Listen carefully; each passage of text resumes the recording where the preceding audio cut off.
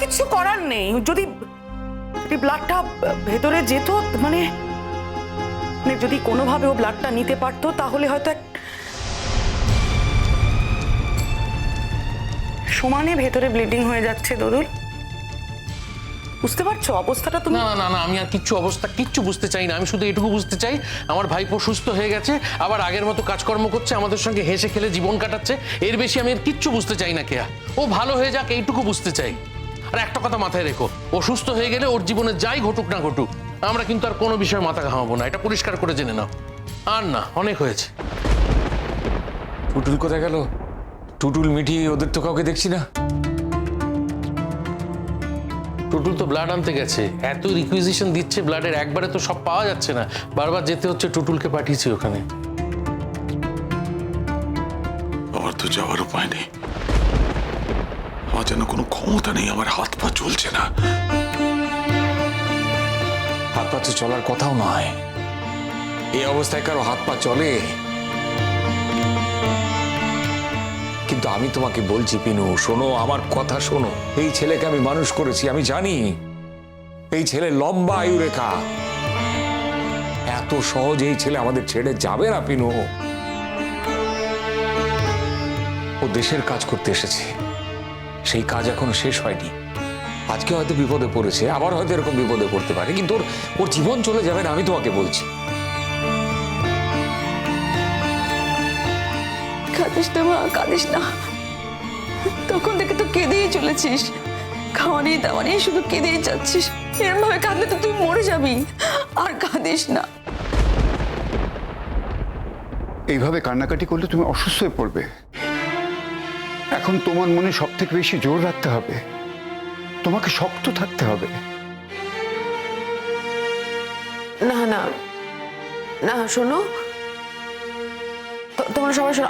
আমি যাচ্ছি, আমি গিয়ে ডাক্তারবাবুর সাথে কথা বলছি। আমার ডাক্তারবাবুর সাথে কথা বলা দরকার এই সময়।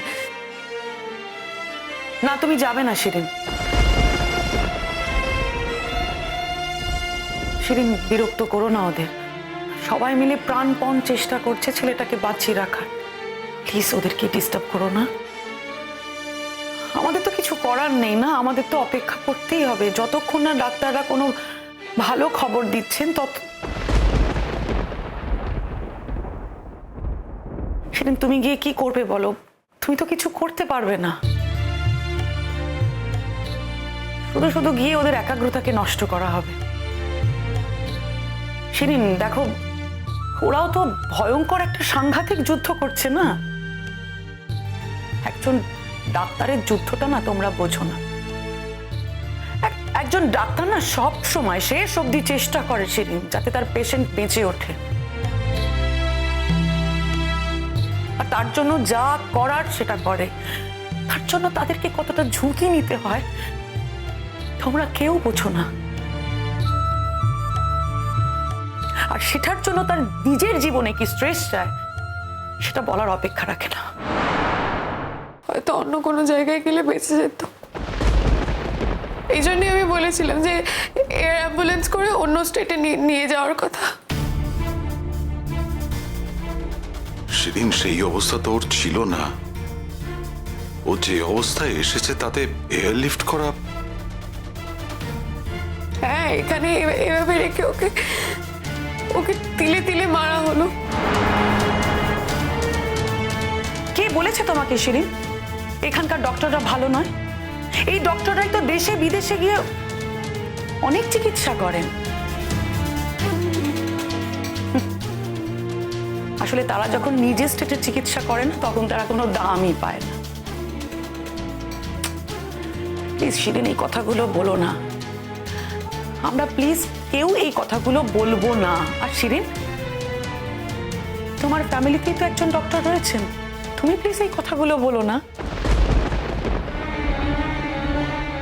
দেখো, আমি দেখে এসেছি, কথা বলে এসেছি। ডক্টর মালহোত্রা রয়েছেন, তার সঙ্গে আরো যারা যারা রয়েছেন প্রত্যেকেই রিনাউন্ড ডক্টর শিরিন। তারা প্রচুর কেস সলভ করেছেন। সুতরাং এরকমটা একদম ভেবো না প্লিজ। দেখো, পিকলুর যদি আয়ু থাকে, যদি কোনো মিরাকেল হয়, পিকলু ঠিক বেঁচে যাবে সে। ঠিক বেঁচে যাবে। এরকম এরকম একটা জায়গায় এসে দাঁড়াতে হলো কেন যে এখন ভাবতে হচ্ছে যে ও ঠিক বেঁচে যাবে? মানে এই সিচুয়েশনটা কেন হলো?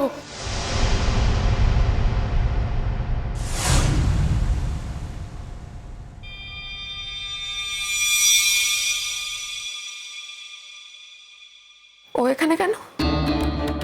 ওর কি চাই এখানে?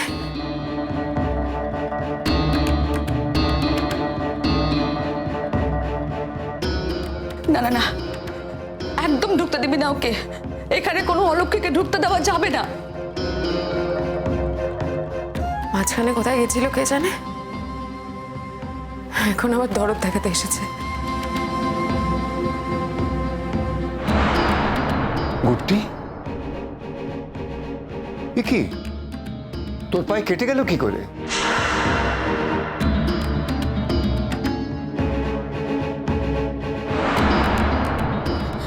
স্যারজি কেমন আছেন? রেহাই দাও তুমি আমাদের।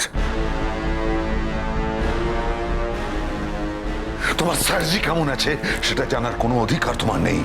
100 বার আছে। আপনাদের সবার যদি জানার অধিকার থাকে তাহলে আমারও জানার অধিকার আছে। বরং আপনাদের সবার থেকে একটু বেশি জানার অধিকার আছে। আমি না আমি স্যারজির জন্য ফুল নিয়ে এসেছি, পুজোর ফুল। একবার মাথা ছোঁয়াতে চাই। খবরদার,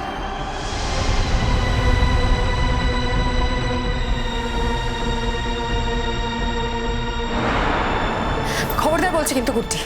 কি এনেছিস তুই এগুলো? ইনফেকশন হয়ে যাবে তো। ইনফেকশন করাতে চাস তুই ওর? হ্যাঁ, কি লোকজনকে কি দেখাবি যে তুই অনুজকে কতটা ভালোবাসো ও সেটা দেখাতে চাইছে? লোক দেখাতে চাইছিস তো তুই? আমি তোর এই লোক দেখানোর স্বভাবটা না অনেক আগেই খুব ভালো করে বুঝে গেছি গুড্ডি। তুই চলে যা, তুই এখান থেকে চলে যা, দয়া করে চলে যা তুই গুড্ডি। শিরিন মা, তোমার লজ্জা করে না?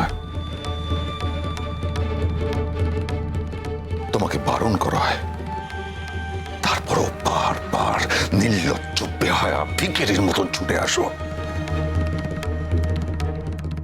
ওদের এই অবস্থার কথা তুই কিছু মনে করিস না মা। দেখ, তোকে তো এখন যেতে দেবে না ভেতরে। তুই ফুলটা রেখে দে। ওর জ্ঞান ফিরলে সব ঠিকঠাক হয়ে গেলে তুই ফুলটা মাথায় ছুঁয়ে দিস।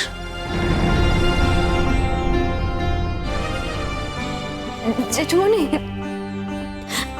আমি না মহাদেবের কাছে পুজো দিয়ে এসেছি। দেখো, পুজোর ফুল নিয়ে এসেছি। আমি না ঠাকুরের কাছে প্রার্থনা করে এসেছি। উনি তো সারা জীবন ধরে শুধুমাত্র আমাকে কষ্টই দিয়ে গেছে। আমার কষ্টের বিনিময়ে যেন অন্তত স্যারজির জীবনটা ফিরিয়ে দেয়, যেন স্যারজিকে বাঁচিয়ে দেন।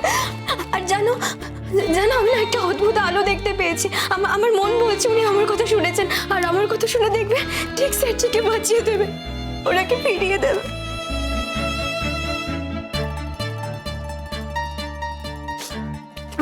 বলছি শোনো না জেঠুমনি, আমি একটু পুজো দিয়ে এসেছি, বলো, ফুলও নিয়ে এসেছি সঙ্গে করে। একবার যদি মাথায় ছোঁয়ানো যেত।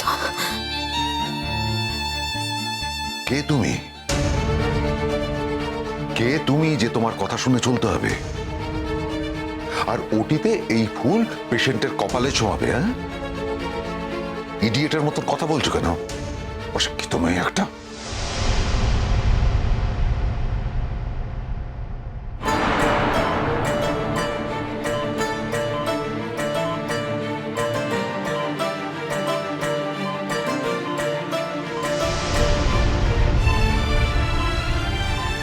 স্যার, পেশেন্ট ব্লাড টানতে শুরু করেছে, আর ভয় নেই।